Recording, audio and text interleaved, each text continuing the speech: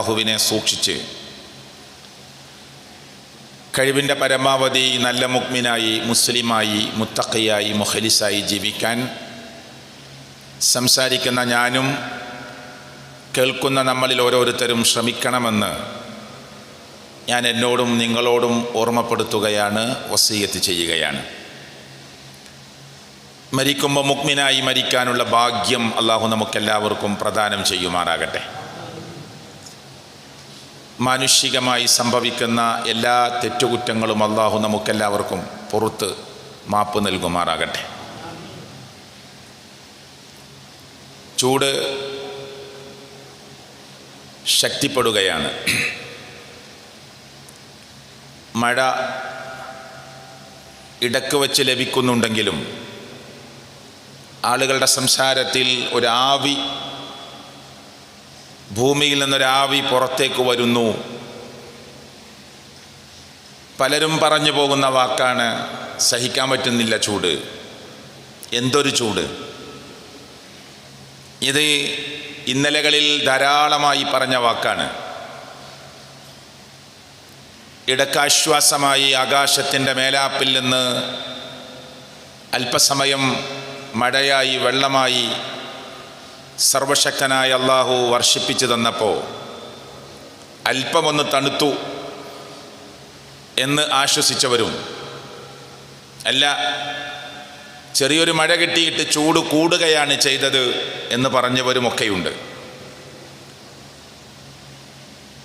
ഇതിൻ്റെ അർത്ഥം ചൂട് വർദ്ധിക്കുന്നു എന്നത് തന്നെയാണ്. 41 ഡിഗ്രി എന്നൊക്കെ കണക്കാക്കുമ്പോൾ ഏതൊരു മനുഷ്യനും സാധാരണ സംസാരത്തിൽ പോലും പറയുന്നു ഗൾഫ് നാടുകളിലെ ചൂടായി നമ്മുടെ നാട്ടിൽ. സൂര്യൻ ഇന്ന് നിൽക്കുന്ന റബ്ബ് വച്ചിരിക്കുന്ന സ്ഥലത്തു നിന്ന് അല്പം താഴോട്ടിറക്കിയാൽ മനുഷ്യൻ്റെ തലയോട്ടി പോലും ഉരുകി ഒലിക്കുന്ന ശക്തമായ ചൂടുണ്ടാകുമെന്ന് സൂര്യനെ നിരീക്ഷിക്കുന്ന, പഠിക്കുന്ന ആളുകൾ പറയുന്നു. ഇപ്പോൾ ഭൂമി എവിടെയാണോ, ഭൂമിയിൽ നിന്ന് എത്ര ദൂരമാണോ സൂര്യനിലേക്കുള്ളത്, അതിൽ നിന്ന് അല്പം താഴോട്ട് അല്ലാഹു ഇറക്കിയാൽ മനുഷ്യൻ്റെ തലയോട്ടി പോലും ഉരുകി ഒലിക്കാൻ മാത്രമുള്ള ശക്തമായ ചൂട്. ഇപ്പോൾ നിൽക്കുന്ന സ്ഥലത്തു നിന്ന് അല്പം മുകളിലേക്ക് ഉയർത്തിയാൽ മനുഷ്യന് ജീവിക്കാൻ പറ്റാത്ത അവസ്ഥയിലുള്ള തണുപ്പ്. ഇതൊക്കെ ഉണ്ടാകുമെന്ന് ഗവേഷണ നിരീക്ഷണ കേന്ദ്രങ്ങളെല്ലാം മനുഷ്യരോട് പറയുന്നു. ആരാണ് സൂര്യനെയും ചന്ദ്രനെയും ഒക്കെ അതിൻ്റെ കൃത്യമായ സ്ഥാനത്ത് വെച്ചത്? കൃത്യമായ അതിൻ്റെ ചലന മണ്ഡലത്തിലൂടെ കറക്കിക്കൊണ്ടിരിക്കുന്നതാരാ? ഖുർആൻ പറഞ്ഞു വശംസ, സൂര്യൻ, വൽ ഖമറ, ചന്ദ്രൻ, ഫീ ഫലകിൻ യസ്ബഹൂൻ, അത് അല്ലാഹു വെച്ച അതിൻ്റെ സ്ഥാനങ്ങളിലൂടെ, അതിൻ്റെ കൃത്യമായ ഓർബിറ്റലുകളിലൂടെ അതിങ്ങനെ നീന്തി തുടിക്കുകയാണ്. സഞ്ചരിക്കുന്നു എന്ന പദത്തിന് പകരം വാനനിരീക്ഷണ കേന്ദ്രങ്ങളൊക്കെ പോയി കണ്ടവർക്കറിയാം, അതിങ്ങനെ നീന്തി തുടിക്കുകയാണ്. അല്ലാഹു തആല പ്രയോഗിച്ച വാക്ക് സഞ്ചരിക്കുന്നു എന്ന് മാത്രമല്ല.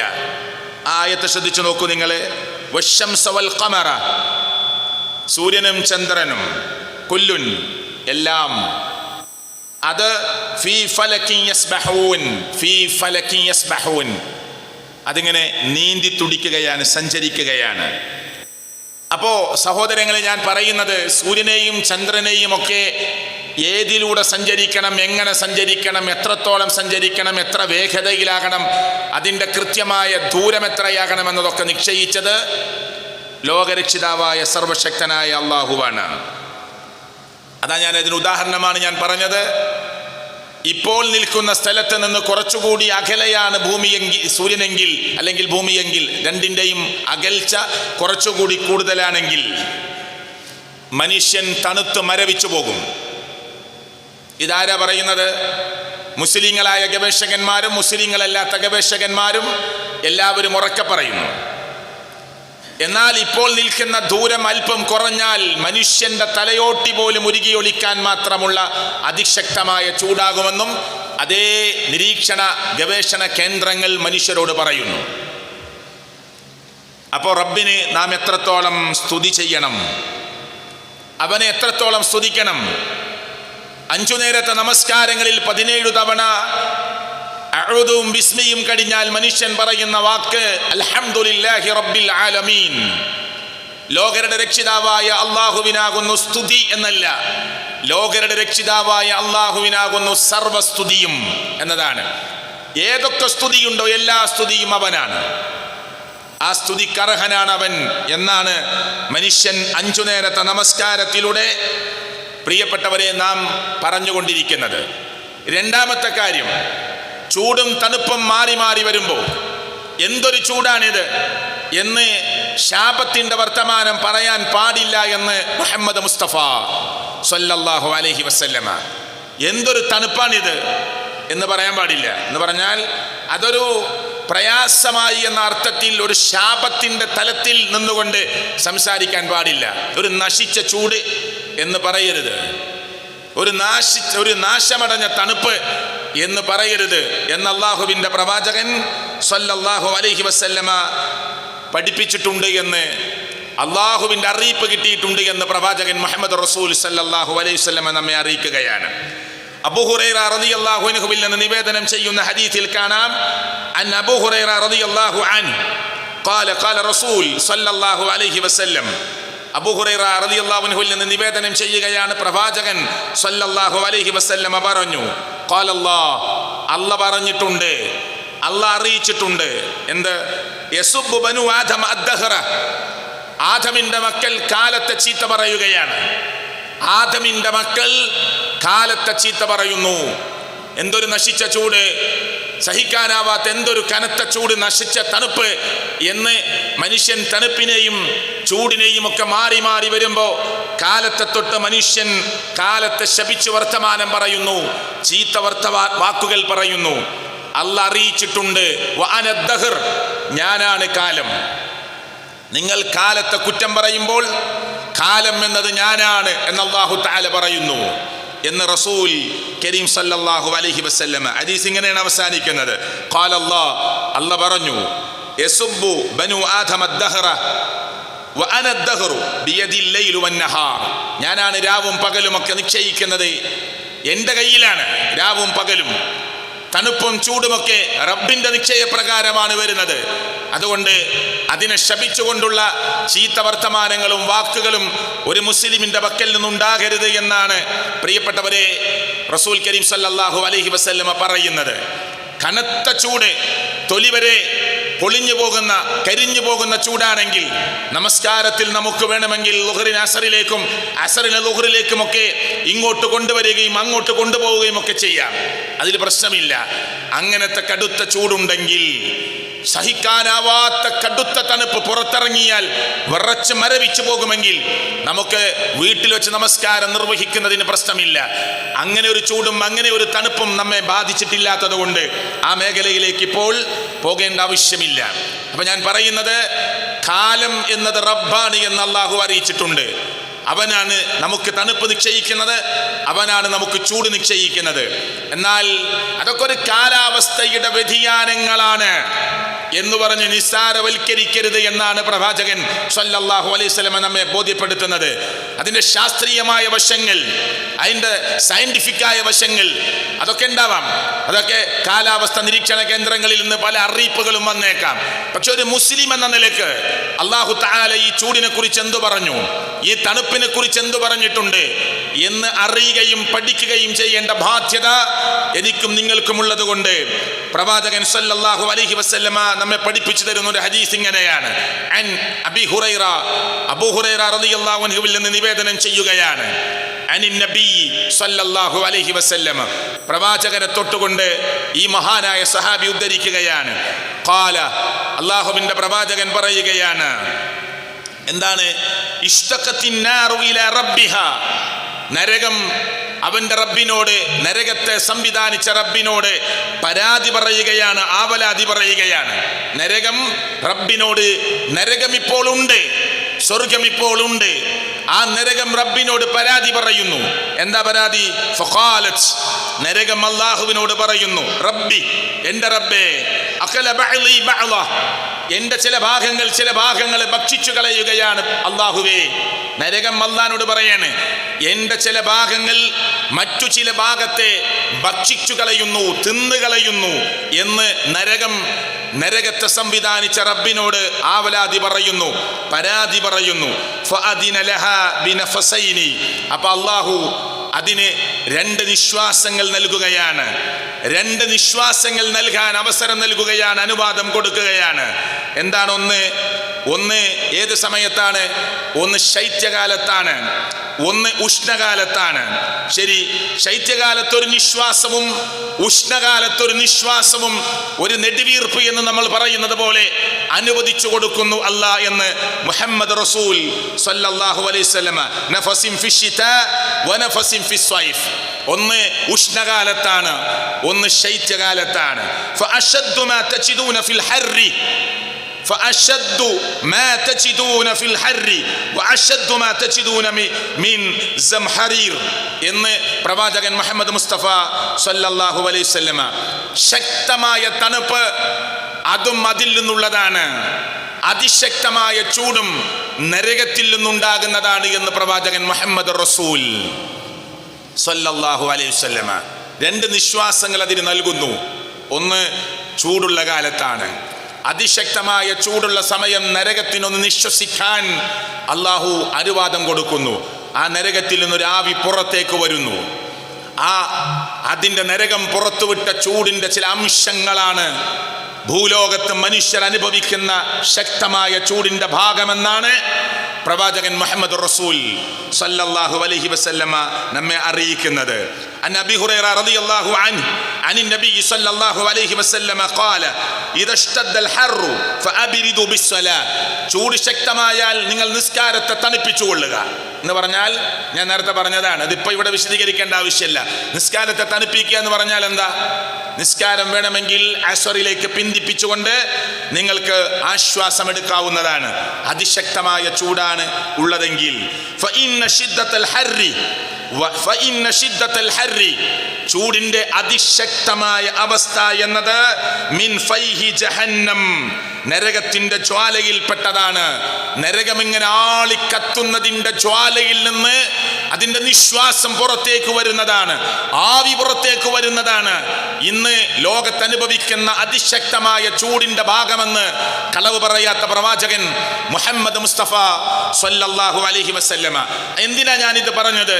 ഈ ചൂട് പോലും നമുക്ക് സഹിക്കാൻ കഴിയുന്നില്ല എന്ന് ഞാനും നിങ്ങളും പറഞ്ഞു പോകുന്നു.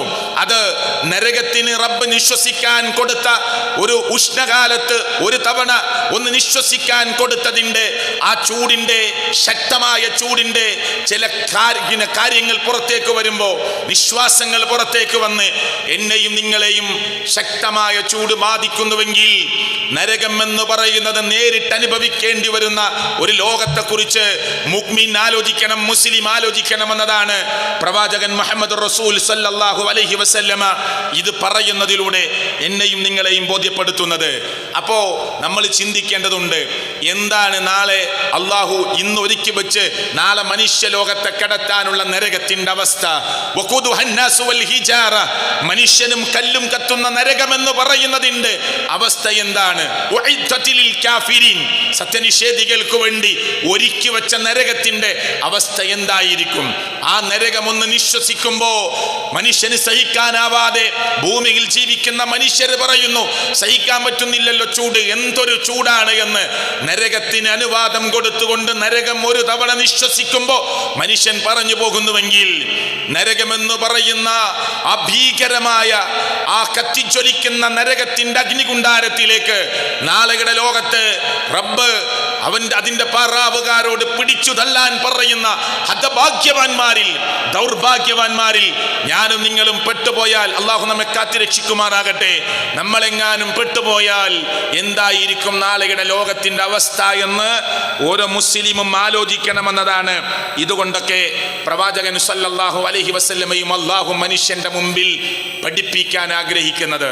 എന്നിട്ട് അള്ളാന്റെ റസൂല് പറയാണ് സല്ലല്ലാഹു അലൈഹി വസല്ലമ, കേട്ടോ, മിഖ്ദാദ് ബിൻ അസ്വദ് റളിയല്ലാഹു പറയാണ്, സമിഅതു, ഞാൻ കേട്ടു റസൂലല്ലാഹ് സല്ലല്ലാഹു അലൈഹി വസല്ലമയിൽ നിന്ന്, റസൂലിനെ ഞാൻ കേട്ടു എന്ന് പറഞ്ഞാൽ പ്രവാചകനിൽ നിന്ന് ഞാൻ കേൾക്കുകയാണ്. യഖൂലു, അവിടുന്ന് പറഞ്ഞു, തുദിന ശംസു യൗമൽ ഖിയാമ മിനൽ ഖൽഖി ഹത്താ തകൂന മിൻഹും കമിഖ്ദാരി മീൽ. ഒരു മൈല് അകലം പാലിച്ചുകൊണ്ട് അല്ലാഹു തആല നാളെ അവൻ്റെ പരലോകം എന്ന് പറയുന്ന സ്ഥലത്ത് കോടതിയിൽ അവൻ്റെ സൃഷ്ടികൾക്ക് മീതെ അല്ലാഹു സൂര്യനെ കൊണ്ടുവന്ന് നിർത്തുമെന്ന്. എന്നിട്ട് ഇതിനെ വിശദീകരിച്ച പണ്ഡിതന്മാർ പറഞ്ഞത്, ഇവിടെ ഈ മീല് കൊണ്ട് ഉദ്ദേശിച്ചത് എന്താണ്?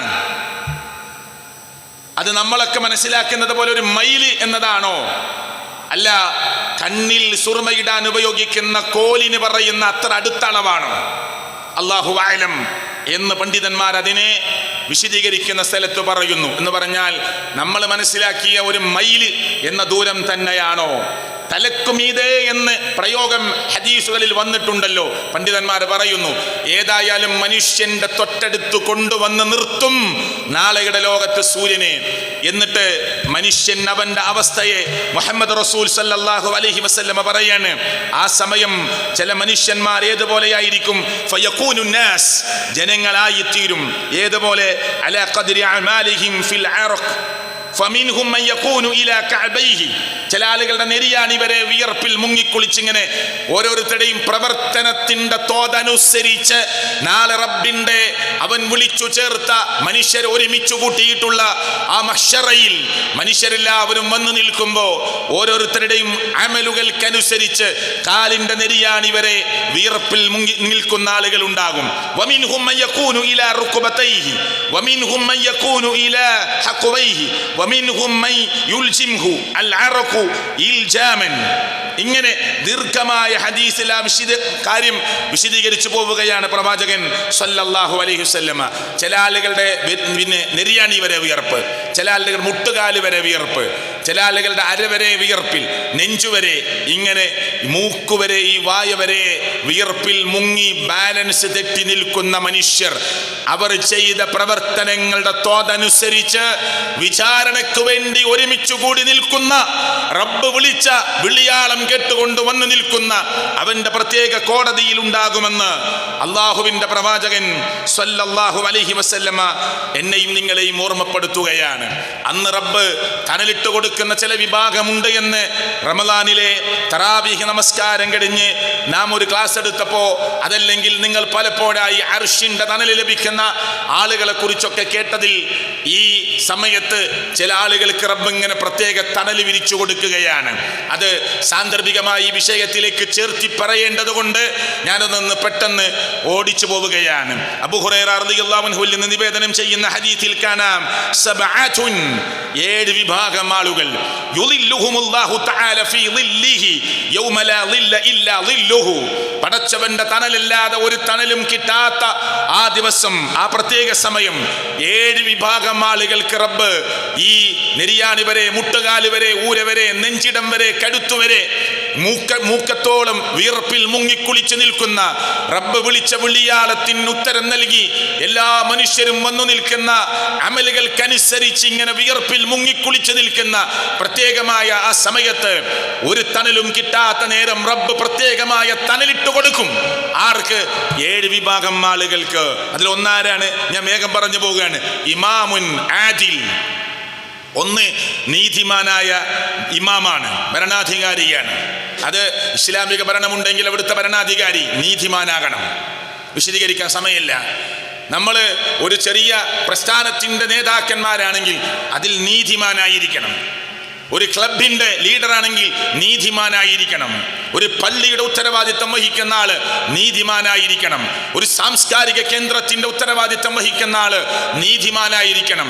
അങ്ങനെ തനിക്കേൽപ്പിക്കപ്പെട്ട ഉത്തരവാദിത്തത്തിൽ നീതിപൂർവമായ നീതിനിഷ്ഠമായ കാര്യങ്ങൾ നിർവഹിക്കുന്ന ആളുകളായി മാറണം.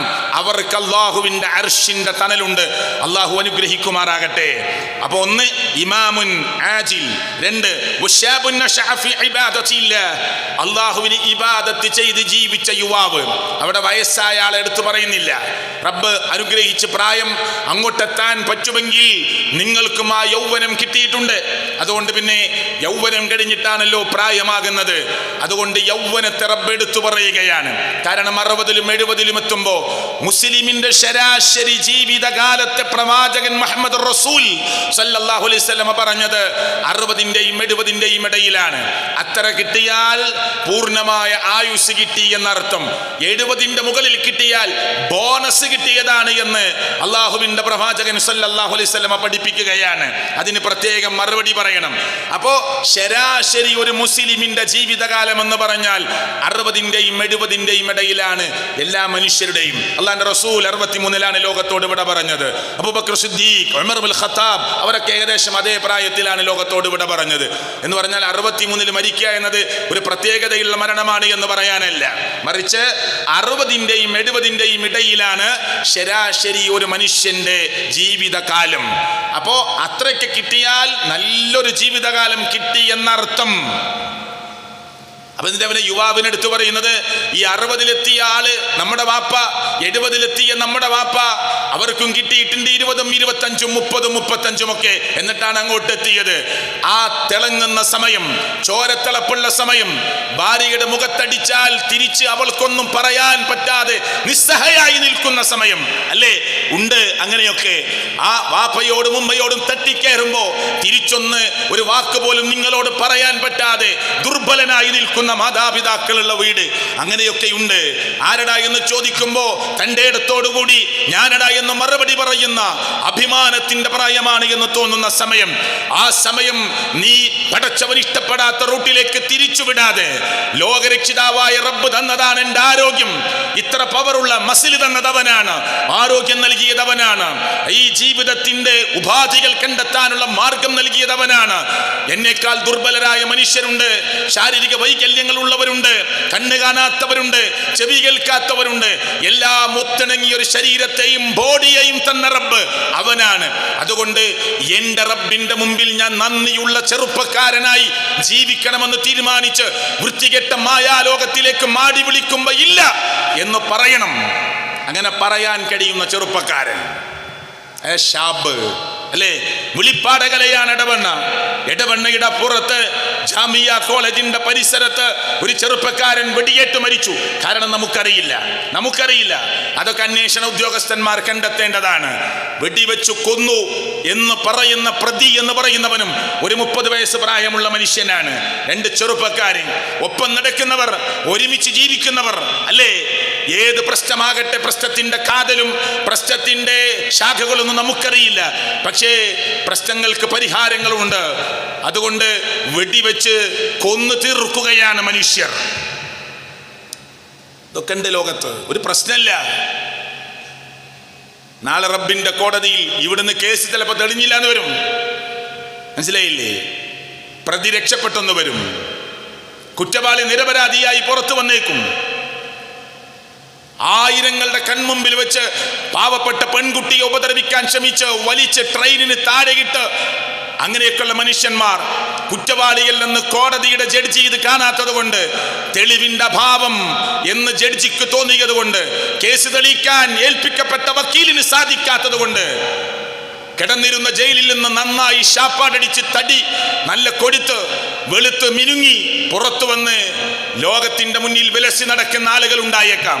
പക്ഷേ ലോകരക്ഷിതാവായ റബ്ബിന്റെ കോടതിയിൽ ചെന്നു നിൽക്കണമെന്ന ബോധം ഒരു മുസ്ലിമിന്റെ ഹൃദയത്തിൽ ഉണ്ടാകും. നിൽക്കട്ടെ, ഞാൻ അങ്ങോട്ട് പോകുന്നില്ല.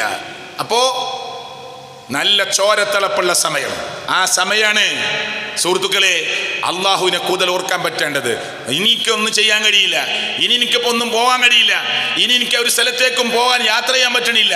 ഏതായാലും 10-65 വയസ്സായി, കാലിനൊക്കെ നീര് വന്നു തുടങ്ങി, ബാക്ക് പെയിൻ നന്നായിട്ടുണ്ട്, ഊരവേദനയുണ്ട്, ശാരീരിക വേദനയുണ്ട്, എല്ലാം യൂറിക് ആസിഡ് കൂടുതലാണ്. അതുകൊണ്ട് ഇനിയിപ്പോ കാര്യമായിട്ടൊന്നും മുന്നോട്ട് പോകാൻ കഴിയില്ല എന്ന് തോന്നുമ്പോ പള്ളിയിൽ വന്നിരുന്ന് ഒരുപാട് മണിക്കൂറുകൾ ഖുർആൻ ഓദിക്കോ. അള്ളാഹു പ്രതിഫലം നൽകട്ടെ, റബ്ബ് പ്രതിഫലം നൽകട്ടെ, അള്ളാഹു സ്വീകരിക്കുമാറാകട്ടെ. അങ്ങനെ തീരുമാനിക്കാൻ ഒരു പ്രായമെത്തുന്നതിന് മുമ്പ് എനിക്ക് പോവേണ്ടതുണ്ട് നിലമ്പൂരിലേക്ക്, മഞ്ചേരിയിലേക്ക്, കോഴിക്കോട്ടേക്ക്, അങ്ങ് നാടുകാണിയിലേക്ക്, ഗൂഡല്ലൂരിലേക്ക്. സമയം ഒരുപാട് ആവശ്യമുണ്ട്. എൻ്റെ ഏറ്റവും നല്ല പ്രായമാണ്. പക്ഷേ ബാങ്ക് കൊടുത്തു, ദുഹറായി, ഞാൻ നിസ്കരിക്കണം പള്ളിയിൽ ചെന്ന്. എൻ്റെ പോലെ എത്രയോ ചെറുപ്പക്കാർ തെണ്ടി നടക്കുമ്പോ പടച്ചവൻ തന്ന ആരോഗ്യത്തിന് നന്ദി കാണിച്ച്, സമയത്തിന് നന്ദി കാണിച്ച് റബ്ബിന്റെ ഭവനത്തിൽ വന്ന് സുജൂദ് ചെയ്യണം, അത് കഴിഞ്ഞിട്ട് എൻ്റെ യാത്ര എന്നൊരു ചെറുപ്പക്കാരൻ തീരുമാനിക്കുമ്പോ പടച്ചവൻ ആ ചെറുപ്പക്കാരനെ പരിഗണിക്കുകയാണ്. നാളെ വിയർപ്പിൽ മുങ്ങി കുളിച്ചു നിൽക്കുന്ന സമയത്ത്, നിന്റെ ചോരത്തിളപ്പുള്ള തെറ്റിപ്പോകാൻ സാധ്യതയുള്ള സമയത്ത് നീ എന്നെ ഓർത്ത് എന്നോട് നന്ദി കാണിച്ചതിന് പകരം അർശിന്റെ തണൽ നിനക്ക് വിരിച്ചു തരികയാണ്. അതാണ് ശാബുൻ നശഅ ഫീ ഇബാദത്തില്ലാഹ്.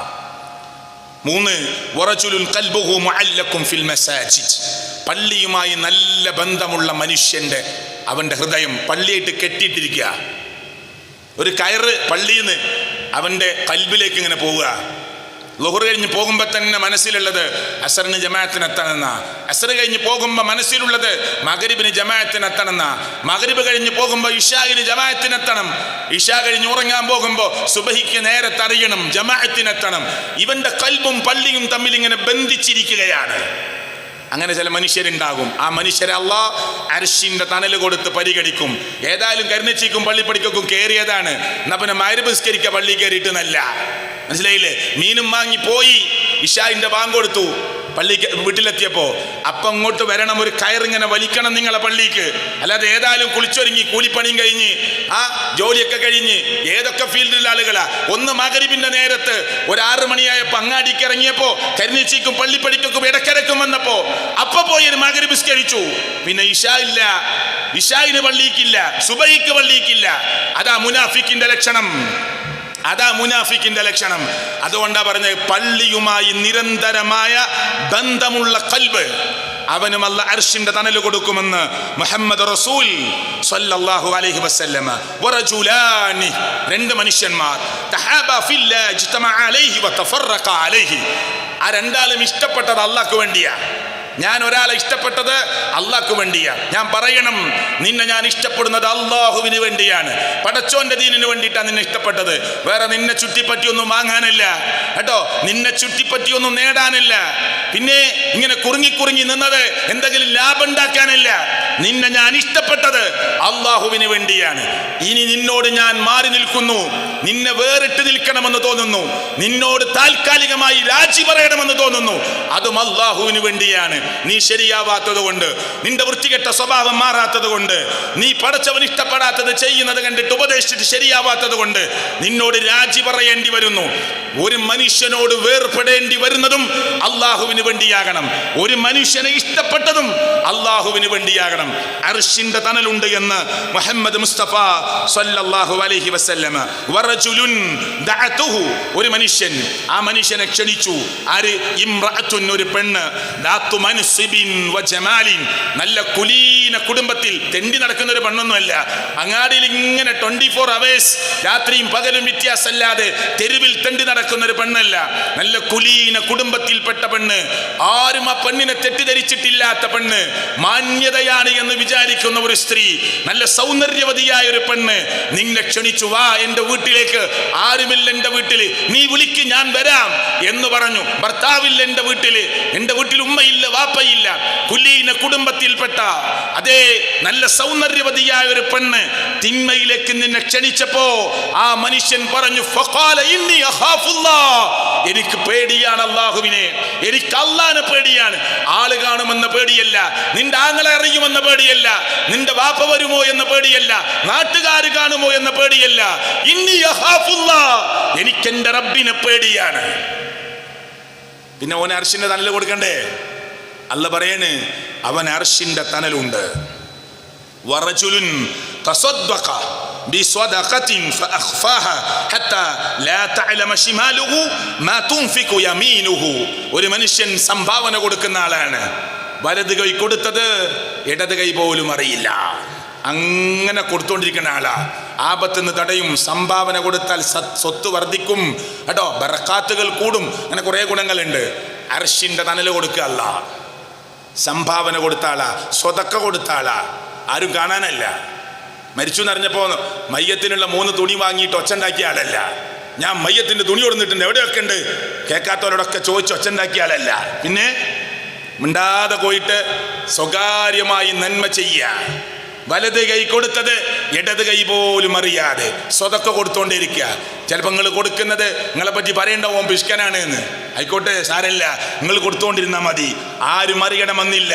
പത്രത്തിൽ, താളുകളിൽ, പേജുകളിൽ നമ്മുടെ ഫോട്ടോ വരണമെന്നില്ല. പൂച്ചെണ്ടുകളും പൂമാലകളും ഇട്ട് നമ്മെ സ്വീകരിക്കണമെന്നില്ല. പക്ഷെ റബ്ബിന്റെ മാർഗത്തിൽ സ്വകാര്യമായി ധാരാളമായി സംഭാവനകൾ ചെയ്യുക. അവന് അർശിന്റെ തണലുണ്ട്. ഏഴാമത്തത് വറജുലുൻ ദക്കറല്ലാഹ ഖാലിയഹ്. ഒറ്റക്കിരുന്ന് അള്ളാഹുവിനെ എങ്ങനെ ഓർക്കുകയാണ്. ഒറ്റക്കിരുന്നിട്ട് അല്ലാഹനെ ഓർക്കുക. ഫഫാലത്ത് ഐനാ, എന്നിട്ട് കണ്ണിങ്ങനെ നിറഞ്ഞൊഴുകുക. ഒറ്റക്കിരുന്ന് കരഞ്ഞതാണ്. എന്തേ കരയുന്നത്? ഒന്നുമില്ല. ഭാര്യ ചോദിച്ചു, എന്തിനാ നിങ്ങൾ രാത്രി 3 മണിക്ക് കരയുന്നത്? ഒന്നുമില്ല. പിന്നെ എന്തേ നിങ്ങൾ പറയണം? എനിക്ക് വിഷമാകുന്നുണ്ട്. ഞാൻ പരലോകത്തെ ഓർത്തിട്ട് കരഞ്ഞതാ, ഞാൻ സ്വർഗത്തെ ഓർത്തിട്ട് കരഞ്ഞതാ, ഞാൻ നരകത്തെ ഓർത്തിട്ട് കരഞ്ഞതാ. ഈ കരുന്നച്ചി സലഫി മസ്ജിദിൽ വന്നു ചേർന്നവരെ, നമ്മുടെ ഭാര്യ ഏതെങ്കിലും ഒരു ദിവസം നമ്മളോട് ചോദിച്ചിട്ടുണ്ടോ ഇങ്ങനെ? നമ്മുടെ ഭാര്യയോട് നമ്മൾ ചോദിച്ചിട്ടുണ്ടോ ഇങ്ങനെ? എന്തിനാ നീ കരയുന്നത് ഈ നട്ടപ്പാതിരാക്ക്? അല്ലെങ്കിൽ സുബഹിയോടടുത്ത സമയം 4 മണിക്കും 3 മണിക്കും 4:30ക്കും എണീട്ട് നീ എന്തിനാ ഈ നിസ്കാരപ്പായയിൽ ഇരുന്ന് കരയുന്നത് എന്ന് ചോദിച്ചപ്പോ, നരകമെന്ന് പറയുന്ന കത്തിജ്വലിക്കുന്ന അഗ്നിയെ ആലോചിച്ച് സഹിക്കാനാവുന്നില്ല എന്റെ മനസ്സിന്, വിങ്ങിപ്പൊട്ടിപ്പോയതാണ്. സ്വർഗമെന്ന് പറയുന്ന ആകാശഭൂമിയോളം വിശാലമായ സ്വർഗീയ ലോകത്തെ ആലോചിച്ചിട്ട് കരഞ്ഞുപോയതാണ്. കിട്ടാതെ പോകുമോ ചാൻസ് എന്ന് ആലോചിച്ച് വിങ്ങിപ്പോയതാണ് എന്ന മറുപടി ഭാര്യയിൽ നിന്ന് ഭർത്താവിനും, ഭർത്താവിന് ഭാര്യയിൽ നിന്നും, ഭാര്യയ്ക്ക് ഭർത്താവിൽ നിന്നുമൊക്കെ കേൾക്കാൻ, അങ്ങോട്ടും ഇങ്ങോട്ടും പറയാനും അറിയാനും അവസരമുണ്ടായിട്ടുണ്ടോ എങ്കിൽ അതൊരു ശുഭ സൂചനയാണ്, ഒരു ശുഭ സൂചനയാണ് എന്ന് നമ്മൾ ഓർക്കുക. അള്ളാഹു അനുഗ്രഹിക്കുമാറാകട്ടെ. അപ്പോ ചൂടും ശക്തമായി വരുമ്പോ നരകത്തോർക്കണമെന്നാണ് ഞാൻ ഈ ഖുതുബയിൽ പറഞ്ഞത്. ആ പരലോകത്തോർക്കണം. ആ പരലോകത്തെ ഓർക്കുന്ന സമയം നമ്മുടെ മനസ്സിലേക്ക് വരേണ്ടത് ആർക്കാണ്? അള്ളാഹു കടുത്ത ചൂടും കടുത്ത വേദനയും സമ്മാനിച്ചു നിൽക്കുന്ന ഒരു പരലോക ദിനത്തിൽ ആർക്കല്ലാഹു തണല് കൊടുക്കുമെന്ന് പറഞ്ഞ ഭാഗമാണ് ഹദീസിൽ നിന്ന് നമ്മൾ കേട്ടത്. റസൂൽ കരീം സല്ലല്ലാഹു അലൈഹി വസല്ലമ മറ്റൊരു ഹദീസിൽ ഇങ്ങനെ കൂടി പറഞ്ഞു, യഖൂലു, അല്ലാഹുവിന്റെ റസൂൽ പറയുകയാണ്, കുല്ലുംറിഇൻ ഫീ ദില്ലി സ്വദഖതിഹി, ഓരോ മനുഷ്യനും അവന്റെ സ്വദഖയുടെ തണലിലായിരിക്കും നാളെ പരലോകത്ത്. അങ്ങനെ അത് പ്രത്യേകം പറഞ്ഞു. 7 കാര്യം പറഞ്ഞിട്ട് പിന്നെ അല്ലാഹുവിന്റെ റസൂൽ ഒന്ന് വേറെ ഹദീസിൽ എടുത്തു പറയാണ്. എന്ത്? അവൻ ചെയ്ത സ്വദഖയുടെ തണലിലായിരിക്കും ഓരോ മനുഷ്യനും പരലോകത്ത്. അങ്ങനെ നമ്മൾ കൊടുത്ത സ്വദഖക്ക് ഒരു തണലാക്കി അല്ലാഹു തരുന്നു.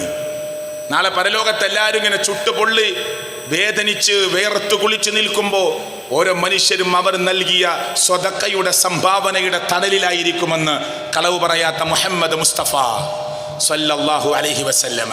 അതുകൊണ്ട് ആ തണലൊക്കെ കിട്ടാൻ വല്ല ചാൻസും എൻ്റെ ഭാഗത്തുണ്ടാകുമോ, എനിക്കുണ്ടാകുമോ എന്നതാണ് ഞാനും നിങ്ങളുമൊക്കെ ആലോചിക്കേണ്ടത്, നമ്മൾ ചിന്തിക്കേണ്ടത്. കാരണം ഞാൻ ഒരു പണക്കാരനല്ല, അങ്ങനെയാണ് നമ്മളൊക്കെ ആലോചിക്കുക. ഞാൻ വലിയ പൈസക്കാരനൊന്നുമല്ല.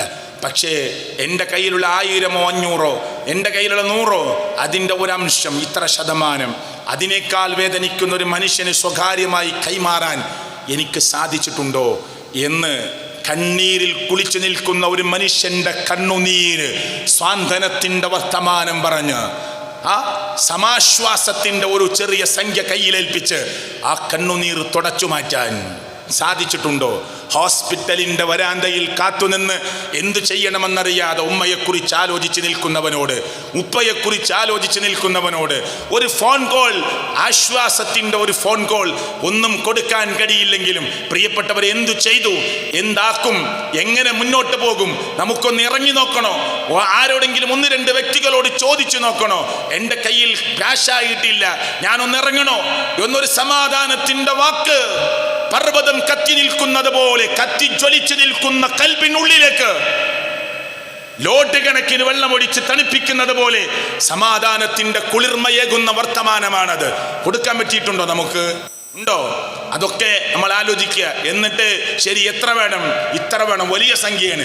എൻ്റെ കയ്യിൽ ഒരു ചെറിയ സംഖ്യയുണ്ട്, ഞാനതിലേക്ക് തരട്ടെ, ആരും അറിയാതെ നിന്റെ ഗൂഗിൾ പേയിലേക്ക് ഞാനതൊന്ന് അയക്കട്ടെ എന്ന് ചോദിക്കുമ്പോൾ നിങ്ങൾ കൊടുത്ത 100 രൂപയാണെങ്കിലും ആ 100ന് 10,000 മടങ്ങ് ആത്മാർത്ഥതയോടെ ആകാശത്ത് പൊന്തി നിൽക്കുന്ന കാർമേഘങ്ങളെ തള്ളിമാറ്റി ആകാശത്തിന്റെ മേലാപ്പിലിരിക്കുന്ന ലോകരക്ഷിതാവായ രാജതമ്പുരാനായ റബ്ബിന്റെ മുന്നിലേക്ക് ആ പാവപ്പെട്ട മനുഷ്യന്റെ ഹൃദയത്തിൽ നിന്നുയരുന്ന ആത്മാർത്ഥതയുടെ വർത്തമാനത്തിന്റെ പ്രാർത്ഥനയുടെ വരികളുണ്ടല്ലോ, ആർക്കും തടുത്തു നിർത്താൻ കഴിയില്ല.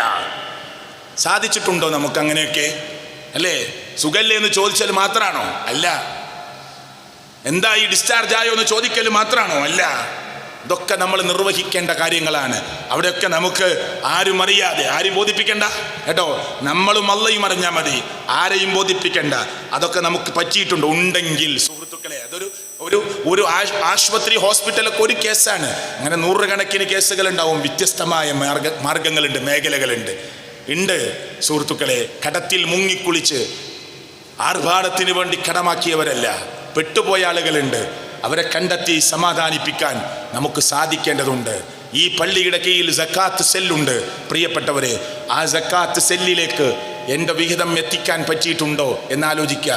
വൈകിട്ടില്ല, റമദാന് തന്നെ കൊടുക്കണമെന്നൊന്നുമില്ല. ഇല്ല, നിങ്ങളുടെ കച്ചവടം തുടങ്ങിയത് റമദാൻ കഴിഞ്ഞിട്ടാ, ശരി, മുൻകൂട്ടി കൊടുക്കുന്നതിന് തെറ്റില്ല. മെയിലാ തുടങ്ങിയത്, കണക്ക് മെയിലാ ആവുന്നത്, മെയിൽ കൊടുത്താൽ മതി. ജൂണിലാ തുടങ്ങിയത്, ജൂണിൽ കൊടുത്താൽ മതി, പ്രശ്നമില്ല. പക്ഷേ അത് നിർവഹിക്കുന്നതിൽ ഞാൻ പിറകോട്ട് പോയിട്ടുണ്ടോ? ഉണ്ടോ? ശരിക്കും ആലോചിക്കുക. എൻ്റെ റബ്ബിൻ്റെ കോടതിയിൽ എനിക്ക് രക്ഷ നൽകാൻ വേറെ ആരുണ്ടാവില്ല. ഇല്ല സുഹൃത്തുക്കളെ, നമ്മളെത്ര ആത്മാർത്ഥമായി സ്നേഹിച്ചവരും നമ്മുടെ ഖബറിൻ്റെ മേലെ വരും, ഉള്ളിലേക്ക് അവരില്ല. നമ്മളെത്ര ആത്മാർത്ഥമായി സ്നേഹിച്ചവരും നമ്മെ കെട്ടിപ്പിടിച്ച് നടന്നവരും നമ്മുടെ ഖബറിൽ 6 അടി മണ്ണിലേക്ക് നമ്മുടെ കൂടെയില്ല. ഏറി വന്നാൽ ഖബറിൻ്റെ മേലെ വരും. എന്നിട്ട് തസ്ബീത്ത് ചൊല്ലി എല്ലാവരും പ്രാർത്ഥിക്കുന്ന പോലെ നമുക്ക് വേണ്ടി അടുത്ത ഒരു കൂട്ടുകാരനാണെങ്കിൽ എല്ലാവരും ഒരു 10 മിനിറ്റ് പ്രാർത്ഥിച്ചു പോയപ്പോൾ ഒരു 15 മിനിറ്റൊക്കെ അവിടെ നിന്ന് ദുആ ചെയ്തിട്ടുണ്ടാകും. അവനും പതുക്കെ പോവും, അവനെയും പതുക്കെ കൊണ്ടുപോകും, അവൻ്റെ മക്കളോ അവൻ്റെ കൂട്ടുകാരോ കൊണ്ടുപോകും. എന്നിട്ട് നാം ഒറ്റക്കാണ് ഖബറിൽ. ചിലപ്പോൾ മരിച്ച ഉടനെയൊക്കെ എല്ലാവരും വരുന്നതിനേക്കാൾ 2-3 തവണ അധികം നിങ്ങൾ ഇഷ്ടപ്പെട്ട കൂട്ടുകാരൻ വന്നേക്കാം. അതും അവനും പതുക്കെ പതുക്കെ മറക്കും, അവനും പതുക്കെ പതുക്കെ മറക്കും, ഭാര്യയും പതുക്കെ പതുക്കെ മറക്കും. മയ്യത്ത് നിസ്കാരം എന്ന് പറയുന്ന നിസ്കാരത്തിൽ നമ്മൾ പറയുന്ന വാക്കുണ്ട്, എന്ത്? അബ്ദിൽ ഹുദാറൻ ഖൈറൻ മിൻ ദാരിഹി സൗജൻ ഖൈറൻ മിൻ സൗജിഹി. പകരം കൊടുക്കണേ നല്ല ഇണയെ. നമ്മളെ വിട്ടു പോകുന്ന ഭർത്താവിന് വേണ്ടി നമ്മൾ പറയാ, ഭാര്യയ്ക്ക് വേണ്ടി പറയാ, ഈ ഇണയേക്കാൾ നല്ല ഇണ, ഈ വീടിനേക്കാൾ നല്ല വീട്, ഈ കുടുംബത്തെക്കാൾ നല്ല കുടുംബം, ഈ ആളുകളെക്കാൾ നല്ല ആള് പകരം കൊടുക്കണേ എന്ന് പറഞ്ഞ് നമ്മളെ 6 അടി മണ്ണിലേക്ക് യാത്രയാക്കുമ്പോ നമ്മെ ഏറെ സ്നേഹിച്ച ശരീരത്തിന്റെ ഒരു കറുത്ത കാക്കാപ്പുള്ളി പോലും കാണാൻ അനുവാദമുണ്ടായിരുന്ന നമ്മുടെ ഭാര്യ പോലും പതുക്കെ നമ്മെ മറന്ന് മറ്റൊരുത്തൻ്റെ ഭാര്യയായി ചിലപ്പോൾ മാറിയേക്കാം. നമുക്ക് 6 അടി മണ്ണിൽ നമ്മൾ മാത്രമാണ് ഉണ്ടാവുക. ആ ബോധം നമുക്കുണ്ടാകണം. അപ്പോഴാണ് നമ്മുടെ അമലുകൾ വർദ്ധിപ്പിക്കാൻ നമുക്ക് പറ്റുക. ആ അമലിനനുസരിച്ചായിരിക്കും നാളെ അള്ളാഹുവിൻ്റെ കോടതിയിൽ നമ്മളിങ്ങനെ ചെന്ന് നിൽക്കുമ്പോൾ ആ അമലിൻ്റെ തോതനുസരിച്ചായിരിക്കും അവിടെയുള്ള നൃത്തം പോലും. പിന്നീട് അങ്ങോട്ടുള്ള കാര്യം പിന്നെ പറയേണ്ട ആവശ്യമില്ലല്ലോ. അതുകൊണ്ട് എല്ലാ പുണ്യകർമ്മങ്ങളുടെയും തണലിൽ നിൽക്കാൻ നമുക്ക് കഴിയണം. സർവശക്തനായ അള്ളാഹു അതിനുള്ള തൗഫീക്ക് എനിക്കും നിങ്ങൾക്കും അള്ളാഹു പ്രദാനം ചെയ്യുമാറാകട്ടെ.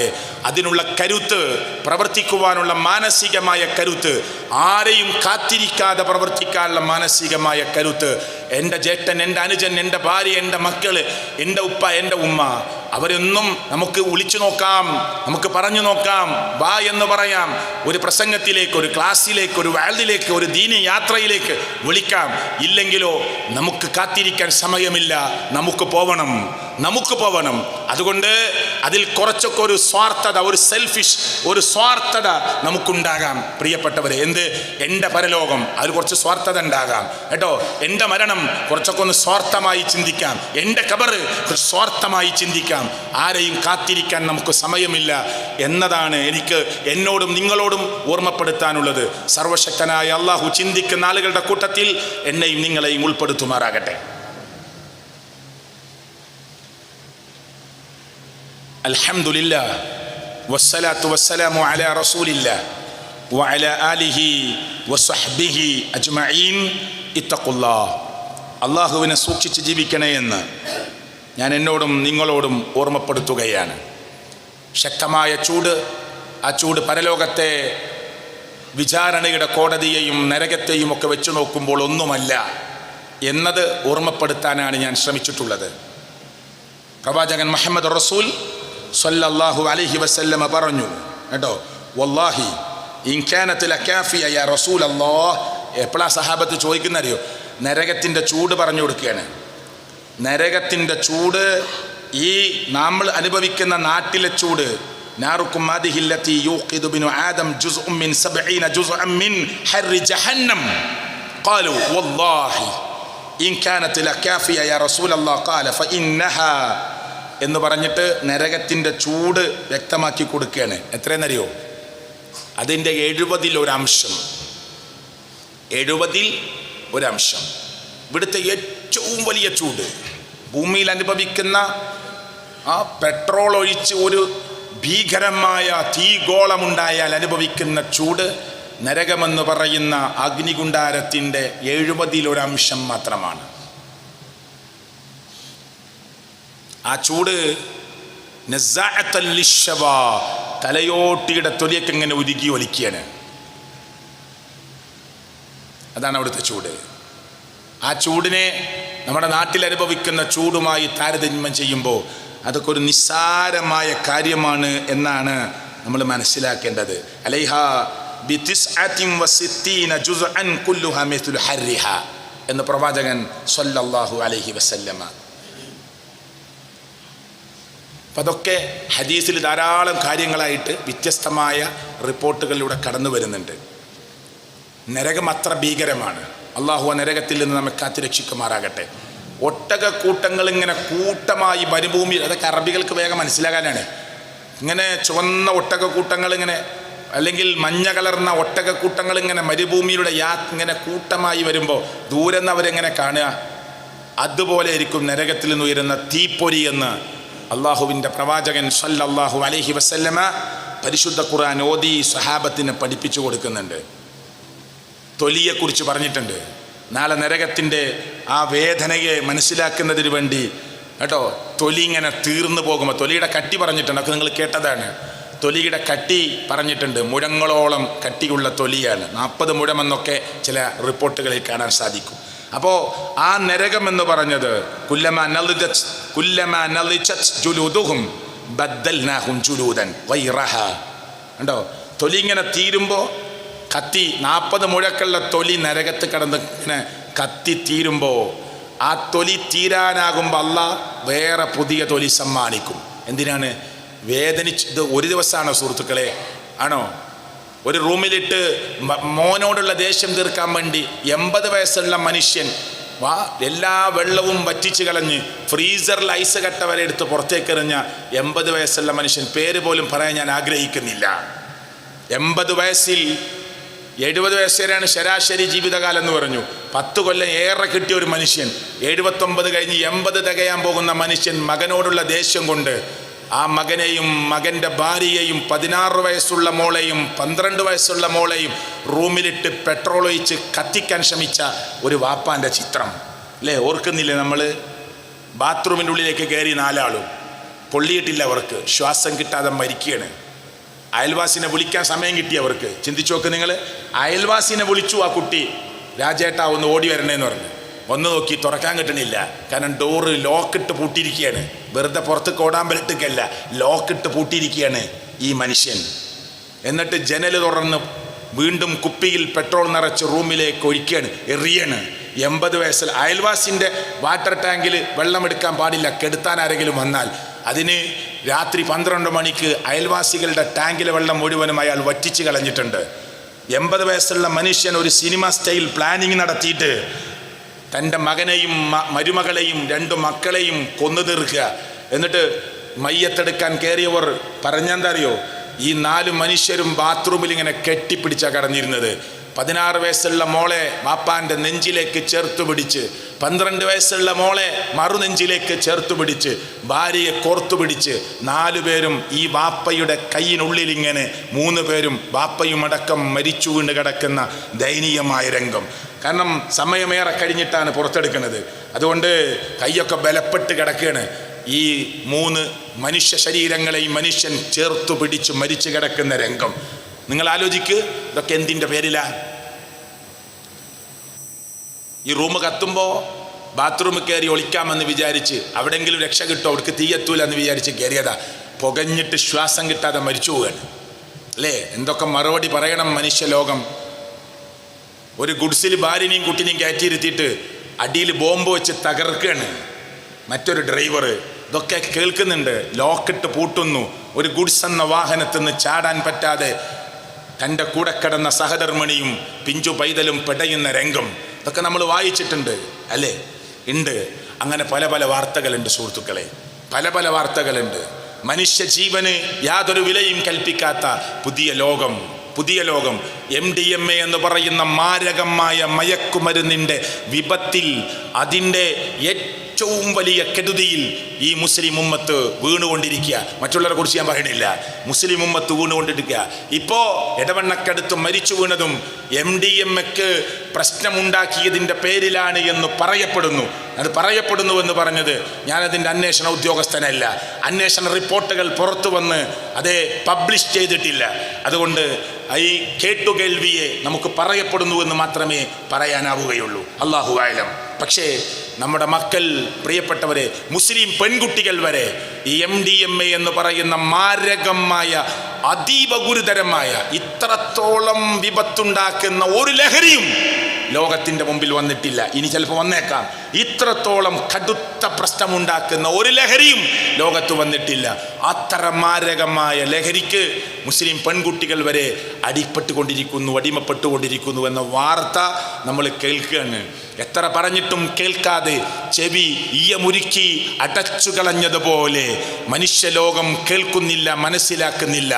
ഉപദേശിക്കാൻ ചെല്ലുന്നവരോട് തട്ടിക്കയറി സംസാരിക്കുന്നവർ അല്ലേ? എല്ലാ ഉപദേശങ്ങളെയും പുറങ്കാലുകൊണ്ട് തട്ടി ചവപ്പിന്നെ എന്താ പറയാ, വേസ്റ്റ് ഭാഗത്തേക്ക് തട്ടിക്കളയുന്നവർ, ചവറുകളെ പോലെ നീക്കിക്കളയുന്നവർ, അവർ നാളെ അനുഭവിക്കേണ്ടി വരുന്ന വേദനാജനകമായ ഒരു നരകം അത് നമ്മൾ ഓർക്കണമെന്ന് മാത്രമാണ് ഞാൻ ഈ പറഞ്ഞതിൻ്റെ ലക്ഷ്യം. അള്ളാഹു നമ്മുടെ മക്കളെ കാത്തുരക്ഷിക്കുമാറാകട്ടെ. കാരണം ലഹരി ഏത് പേരിട്ടും മാറി മാറി വരാമെന്ന് പറഞ്ഞത് ഹബീബുന റസൂൽ കരീം സല്ലല്ലാഹു അലൈഹി വസല്ലമയാണ്. ഇപ്പോൾ കഞ്ചാവ് ഒരു കൃഷി ഉണ്ടാക്കണം, അതിനൊരു പ്രത്യേക സ്ഥലം വേണം, രഹസ്യമായിട്ട് കൃഷി ഉണ്ടാക്കണം. ഈ മാരകമായ MDMA പോലെയുള്ള സാധനം ഒരു അടുക്കളയിൽ, ഒരു 10 ബെഡ്റൂമിൽ, അല്ലെങ്കിൽ ഒരു 5 റൂമിൽ ഒരു സ്റ്റവും ഒരു ഗ്യാസൊക്കെ വെക്കാനുള്ള ഒരു ചെറിയ കിച്ചൺ കിട്ടിയാൽ അവിടെ ഉണ്ടാക്കിയെടുക്കുന്ന മാരകമായ ലഹരിയാണ് MDMA പോലെയുള്ള ലഹരി. അത് ഒരു തരി നമ്മുടെ പെൺകുട്ടിയുടെ ജ്യൂസിലോ അവൾ ഉപയോഗിക്കുന്ന വെള്ളത്തിലോ എത്തി അവളുടെ ശരീരത്തിലേക്ക് എത്തിയാൽ കാമുകന്മാർ മാടി വിളിക്കുന്ന ഭാഗത്തേക്ക് ഒരു നിർബന്ധത്തിൻ്റെ വിളി വരുന്നതിന് മുമ്പ്, അതേ നിർബന്ധത്തിൻ്റെ വിളി വരുന്നതിന് മുമ്പ് അവരുടെ ഒന്നാമത്തെ വിളിയിൽ തന്നെ വാപ്പയെയും ഉമ്മയെയും സർവരെയും വിട്ട് നടന്നു പോകാൻ തയ്യാറാകുന്ന മാരകമായ ലഹരിയിലേക്ക് ഈ പുതുതലമുറ നടന്നു പോകുന്നു എന്ന് ഓർമ്മപ്പെടുത്താനാണ് ഞാനത് പറഞ്ഞിട്ടുള്ളത്. അല്ലാഹു തആല എന്നെയും നിങ്ങളെയും നമ്മുടെ മക്കളെയും നമ്മുടെ നാടിനെയും നമ്മുടെ സമൂഹത്തെയും കാത്തുരക്ഷിക്കുമാറാകട്ടെ. ഇവിടെ ഇരിക്കുന്ന ചെറുപ്പക്കാർ, ക്ലബിന് വേണ്ടി ശബ്ദമുണ്ടാക്കുന്നവർ, നാടിന് വേണ്ടി ശബ്ദമുണ്ടാക്കുന്നവർ അല്ലേ, കളിക്ക് വേണ്ടി ശബ്ദമുണ്ടാക്കുന്നവർ, ഫുട്ബോളിൻ്റെ അരങ്ങ് തകർക്കുന്നവർ, അതൊക്കെ ആവാം. ഇസ്ലാമിൻ്റെ പരിധിക്കുള്ളിൽ നിന്നുകൊണ്ട് എതിർക്കുന്നില്ല. വിനോദം ഇസ്ലാം അനുവദിച്ചതാണ്. അത്ര കണ്ടൊന്നും പ്രാധാന്യം നാട്ടിനെ വിഴുങ്ങിക്കളയുന്ന ഈ ലഹരിക്കെതിരെ നിങ്ങൾ ശബ്ദിക്കുന്നുണ്ടോ എന്നത് നമ്മളോട് ചോദിക്കേണ്ട ചോദ്യമാണ്. ഞാൻ ആവർത്തിക്കുകയാണ്, ക്ലബിന് വേണ്ടി കാണിക്കുന്ന ഉത്സാഹം, അല്ലേ, ഫുട്ബോളിന് വേണ്ടി കാണിക്കുന്ന ഉത്സാഹം, ക്രിക്കറ്റിന് വേണ്ടി കാണിക്കുന്ന ഉത്സാഹം, ടർഫുകൾക്ക് വേണ്ടി കാണിക്കുന്ന ഉത്സാഹം, അതേ നമ്മുടെ വിനോദത്തിന് വേണ്ടി നാം കാണിക്കുന്ന പ്രാധാന്യം, നമ്മുടെ കച്ചവടത്തിന് വേണ്ടി നാം കാണിക്കുന്ന പ്രാധാന്യം, അത്രയുടെ പ്രാധാന്യത്തിന്റെ ഏതെങ്കിലും ഒരു അംശം ഈ നാടിന്റെ മക്കൾ, പുതുതലമുറ നശിച്ചു പോകരുത് എന്ന നിലക്ക് നാം യോഗം ചേരാറുണ്ടോ, ഇരിക്കാറുണ്ടോ, സംസാരിക്കാറുണ്ടോ, കൂടിയിരിക്കാറുണ്ടോ എന്നത് ഇന്നത്തെ ഖുതുബ കഴിഞ്ഞു പോകുന്ന ചെറുപ്പക്കാർ അവനവനോട് ചോദിക്കണമെന്ന് കൂടി ഞാൻ ഓർമ്മപ്പെടുത്തുന്നു. അള്ളാഹു ചിന്തിക്കുന്ന ആളുകളുടെ കൂട്ടത്തിൽ എന്നെയും നിങ്ങളെയും ഉൾപ്പെടുത്തുമാറാകട്ടെ. കുല്ലു മുസ്കിരിൻ ഹറാം, കുല്ലു മുസ്കിരിൻ ഹറാം, കുല്ലു മുസ്കിരിൻ ഹറാം. ലഹരി ഉണ്ടാക്കുന്ന എന്തും നിങ്ങൾക്ക് നിഷിദ്ധമാണ് എന്ന് മുഹമ്മദ് മുസ്തഫ സ്വല്ലല്ലാഹു അലൈഹി വസല്ലം പറഞ്ഞ വാചകത്തെ ഓർക്കണേ എന്ന് നിങ്ങളുടെ മുന്നിൽ ഓർമ്മപ്പെടുത്തുന്നു. അള്ളാഹു ചിന്തിക്കുന്ന ആളുകളുടെ കൂട്ടത്തിൽ, ആലോചിക്കുന്ന ആളുകളുടെ കൂട്ടത്തിൽ എന്നെയും നിങ്ങളെയും ഉൾപ്പെടുത്തി സർവശക്തനായ റബ്ബ് അനുഗ്രഹിക്കുമാറാകട്ടെ. അതിശക്തമായ ചൂട് വർദ്ധിച്ചുകൊണ്ടിരിക്കുമ്പോൾ ഇതൊക്കെ അള്ളാഹുവിൻ്റെ പരീക്ഷണമാണ്, ഓർമ്മപ്പെടുത്തലാണ് എന്ന് തിരിച്ചറിഞ്ഞ് കാലത്തെ ശപിക്കാതെ, ദിവസത്തെ ശപിക്കാതെ, സമയത്തെ ശപിക്കാതെ പടച്ചവന് ശുക്ർ ചെയ്യാൻ, അള്ളാഹുവിനെ സ്തുതിക്കാൻ, അള്ളാഹുവിനെ ഓർക്കാൻ, അവനെ പ്രകീർത്തിക്കാൻ സാധിക്കുന്ന മുഅ്മിനീങ്ങളുടെ കൂട്ടത്തിൽ അള്ളാഹു നമ്മെ ഉൾപ്പെടുത്തുമാറാകട്ടെ. വരാനിരിക്കുന്ന നരകമെന്ന് പറയുന്ന കത്തിജ്വലിക്കുന്ന നരകത്തെ താരതമ്യം ചെയ്തുകൊണ്ട് ഈ ചൂട് സാരമല്ല, വരാനിരിക്കുന്ന ചൂടാണ് എനിക്ക് പ്രശ്നമെന്ന് തിരിച്ചറിയാൻ സാധിക്കുന്ന മനസ്സ് അള്ളാഹു നമുക്ക് പ്രദാനം ചെയ്യുമാറാകട്ടെ.